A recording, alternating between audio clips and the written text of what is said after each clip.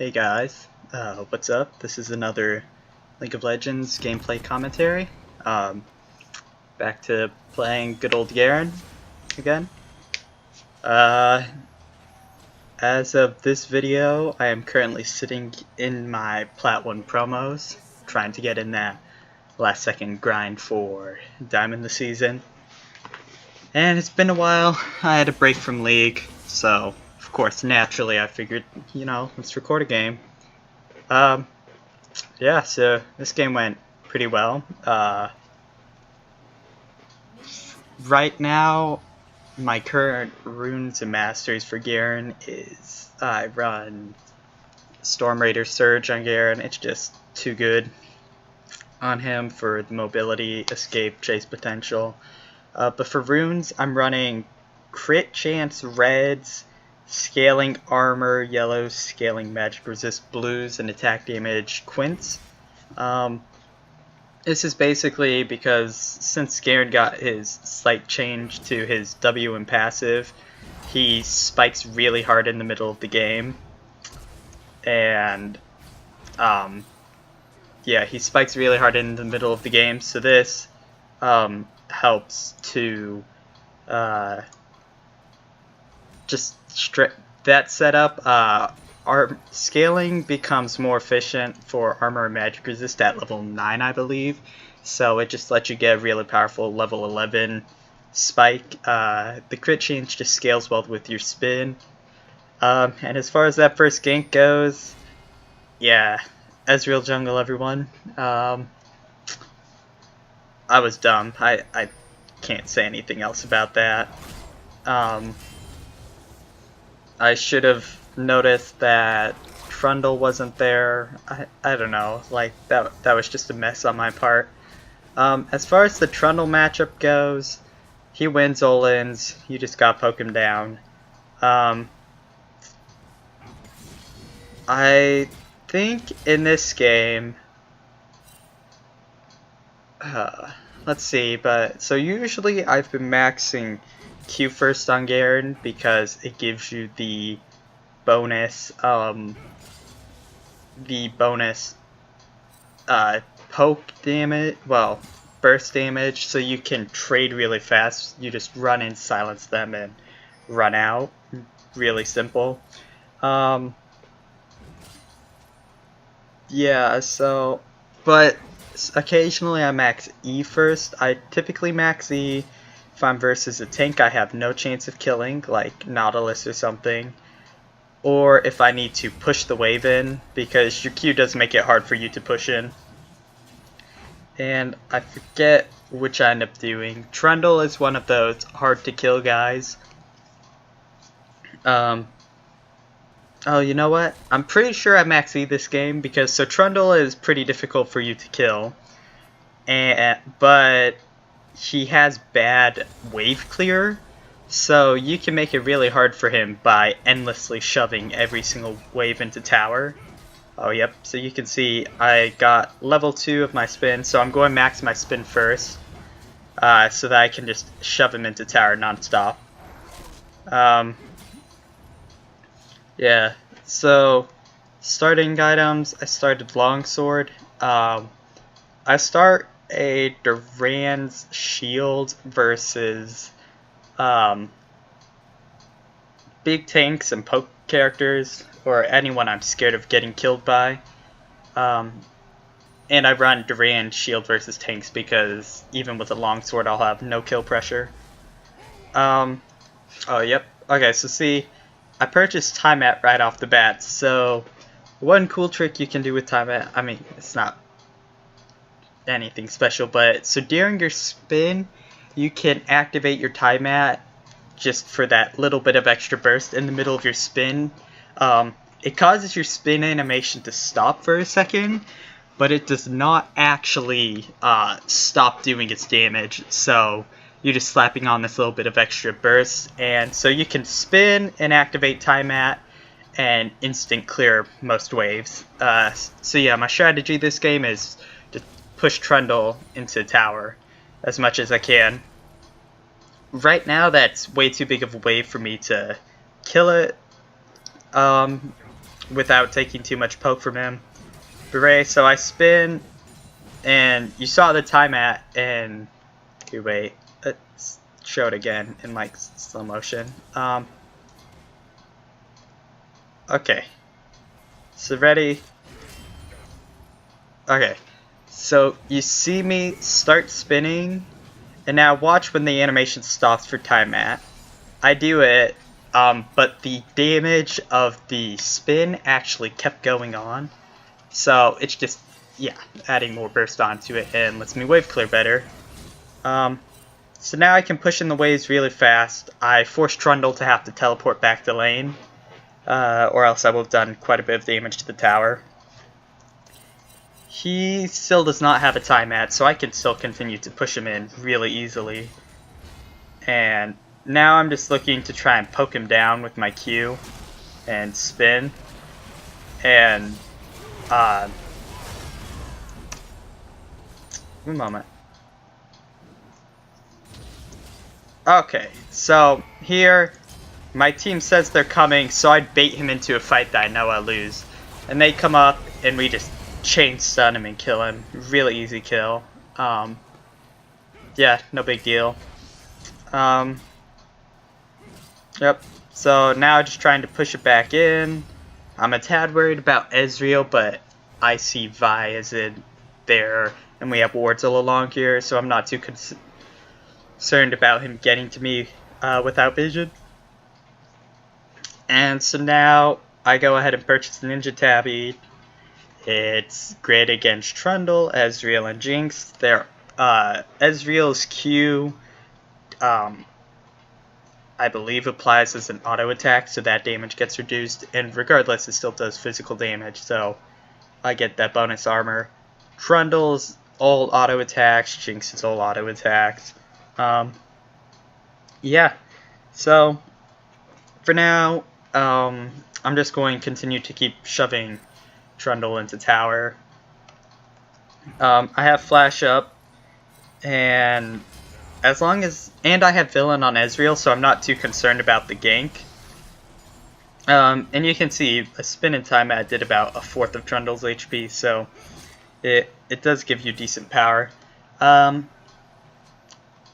wouldn't usually recommend time at. I only ran it versus Trundle because of how bad his wave clear is. Now, obviously, he has time at now, so he has decent wave clear now.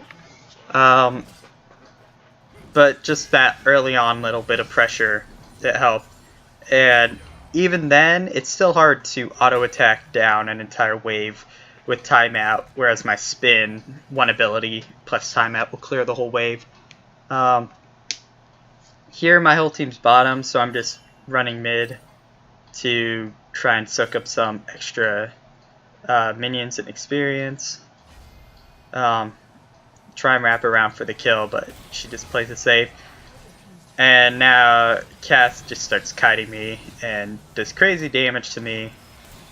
But I mean, I picked up some minions, so it's not the end of the world. And now I go running back top lane. And you can see I have 105 armor right now, so I'm pretty bulky versus Trundle. So yeah, for now I'm not too scared of anything. My team got first tower bot lane. Yeah, so for now I think I was looking to, I'm going bot lane because Jinx is villain, and so one thing is Garen is particularly effective against carries such as Jinx and Kog'Maw, who have minimal kiting ability and no escapes, because I mean there's nothing they can do. You get on top of them, proc Storm Raiders, outrun them, and especially with my W, where as long as I proc it right before like Jinx snares me or something, massively cuts down the duration, so it's just so hard for them to run away. Other good ones, but it's specific to these, so like Ashe, it would seem like she's a good matchup, but because she slows on every auto attack, she can kite you really well. And you can't get rid of her slow with your Q because she just re-attacks you and instantly applies it again. Yeah, so there. Just keep backing it off. Don't want to get caught by Ezreal. Here, I'm looking to get a kill onto Trundle. Auto attack, Q reset, spin, time at, just, you know, getting some damage. So now here, I see Jinx is in the river, so I come up here to see if she'll come through here, then I can catch her. Sit there for a little bit. She doesn't end up coming, so I just back off. Now I'm just basically countering Trundle's push. At this point, I do run Ignite on Garen because teleport on Garen, a lot of people say, oh, you need teleport as a top lane, but Garen provides absolutely nothing to a teleport gank. You can silence them, but when you teleport in, unless you're in a very far back ward, they're just going back off. I saw Trundle running mid, so I go to follow. I'm a little slow on it. And here, I turn on to Ezreal because he uses his jump thing in. And then I turn around. I wanted to go on Trundle, but then I realized it's a bad idea, so I just go back out. Make the turn onto Jinx. As you can see, a full Q spin can and will kill Jinx. So basically I forced her to flash. Yeah. That's another nice thing about time at is for how cheap it is, it gives you so much burst and burst power. Now I'm going for Yumu's. It's a great item on Garen. You get bonus damage, cooldown reduction, the mobility boots passive of you move faster out of combat so you can roam better, and it gives you like a mini on-demand Storm Raiders proc with its low movement speed buff. Here I'm running mid lane to try and catch Jinx. My team just picks her off easily. And so now Trundle's top lane, so my team goes for this crazy tower dive for whatever reason. I didn't really want to go in, but so I end up getting Ezreal and Cassiopeia, but I wasn't too happy about that because we traded 2 for 2 and we don't even get to take the tower now. Yeah, so I mean, you saw I stood here while most of that tower dive was going on because I really did not want to go in to a Trundle Soraka. And then here's a really sad play. Lissandra goes in, so Soraka immediately silences her, and they get a free kill. Honestly, we're behind in kills. There's no reason to be tower diving. Even if we have a slight advantage, instead we should just take the free towers. I did get my Yumu's, and so now, as you'll see, for now, my game plan is going to start being to... I noticed Jinx continues to split push like a lot throughout this game. So my new strategy is to track down Jinx and try and kill her anytime she's off in a side lane. She has absolutely no way of escaping me. And worst case scenario, Trundle comes instead of Jinx. He's the villain right now, so I can kill him. And I'm stronger than he is at the moment. He has very little armor. And, okay, wait. So, ready? This is what I've been prepping towards this whole time. Is, here I am, I'm coming up here. And there's a fight going on here, so I'm expecting Jinx to come along this way. And so, right as she gets to about there, I go running in and easily one-shot her. So all I did was basically time it, so once I saw her disappear, I assumed she was here. Right around she was getting towards the corner was when I came charging out to give her as little time as possible to react. Another benefit to it is usually when people are running like that, they're not watching their character, so you can get in closer without them reacting.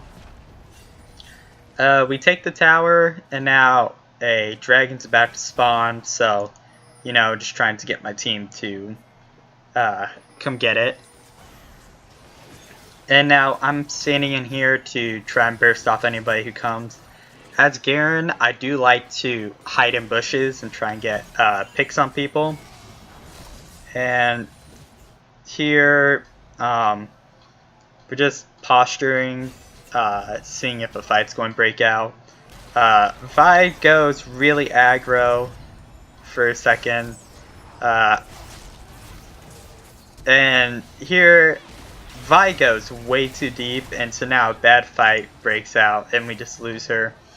And yeah, now we're really struggling. I go in for a Trundle as he's villain, but they managed to silence me right away, and so I do believe I end up going down.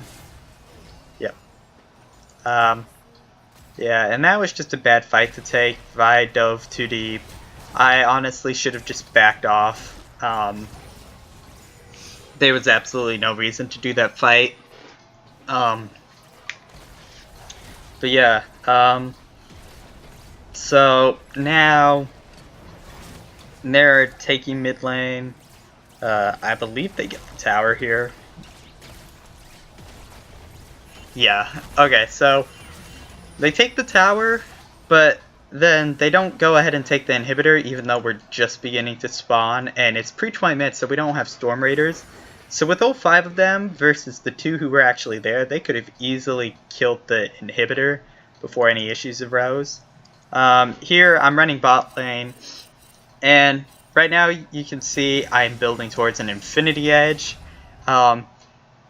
Infinity Edge synergizes amazingly with those crit chance reds you take. It gets you about 30% crit chance, and your E can crit, and it ticks a lot, and with 33% crit chance, you're critting every 3rd tick, so it does add a fair bit of damage to your spin, as well as just being the absolute highest damage item you can get on Garen. Here, you know, I just go in for Trundle, get him low enough, and here's a big mistake. I keep chasing him, Raka shows up, and I die. A few things I could have done better was I ulted way sooner than I should have. Instead, I could have attacked him 1 or 2 more times, and then he would have been low enough for my ult to just outright kill him. But yeah, so I got too greedy, ended up getting myself killed. It's unfortunate. Fortunately, Trundle wastes his TP to go top. And so my team just dives and takes the Soraka. And now they're just backing off. Yeah. Now, I'm just going back to bot lane for now because I can push really hard, and if they try and force Baron... okay, so here I saw Jinx, so I start going, I'm expecting her to be about there, and just once again catch her out. And it's all this timing thing of where you see her going, you run to a corner and wait, and then wrap around it right as they're coming around, so they don't catch a vision of you before you show yourself. Yep. Okay, and so now we have a 4v5 on the map. I'm free to go pressure this tower because at best it's a 4-on-4 over there. Soraka gets herself caught trying to ward. I've now forced Trundle bot lane, and because we got his teleport earlier,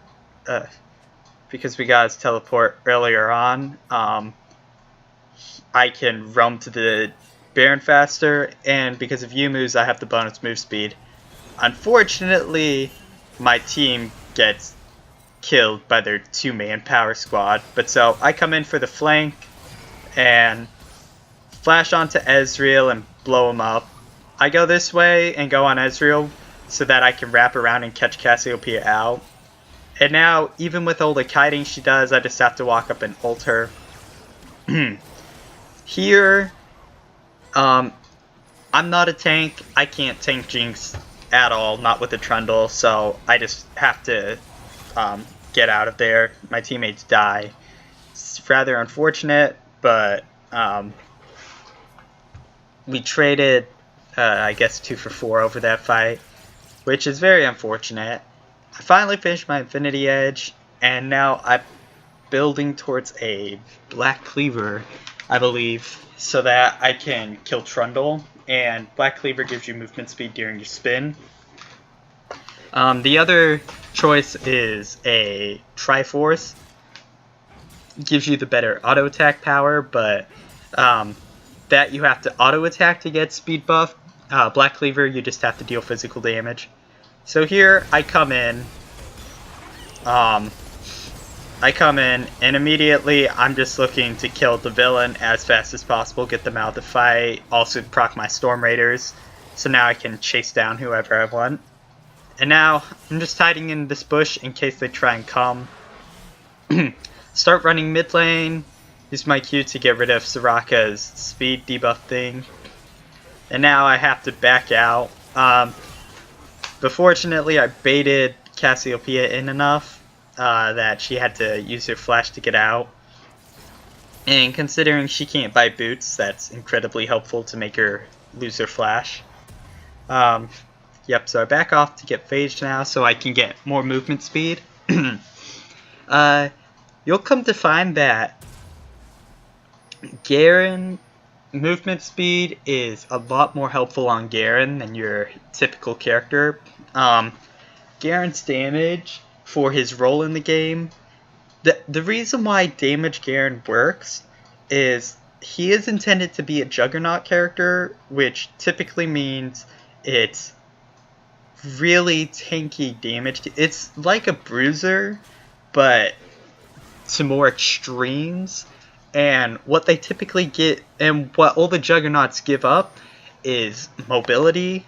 The Juggernauts I know of are Mordekaiser, Garen, and Darius. Those 3 were all classified as Juggernauts. And the common thing they have is they all do crazy damage for being intended to be tank characters. But they have terrible mobility. Now, the nice thing about Garen is he has a silence. And so the great thing about silence is there is no counterplay to it. Like, you can buy QSS, but most people feel really bad having to use it. Here I come for the flank on Soraka, just kill her. But yeah, so movement speed is super helpful on Juggernauts because they're already overstatted as is. And so movement speed gives you the bonus mobility to try to make your weakness less profound.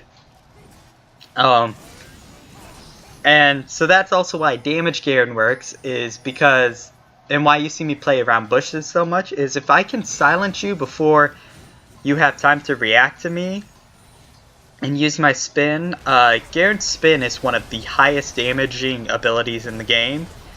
And I forget what the full scaling duration on your spin is, but I think it's like a... Here, easy way to check. So I currently have 127... Okay, look at this. So your spin has a 30%, 30 damage. Okay, here I catch out Soraka, just kill her. Unfortunately, I try and go on Ezreal, but you know he does Ezreal things and just kites me. I get caught by Jinx. But so now I have some more time to talk. So I want to. Okay, so my spin, it said I have 30 base damage on it per tick, and it ticks 9 times. So that on its own is 270 damage. Okay, no big deal. But the scaling I had on it, I believe, was 147 damage from my attack damage per tick.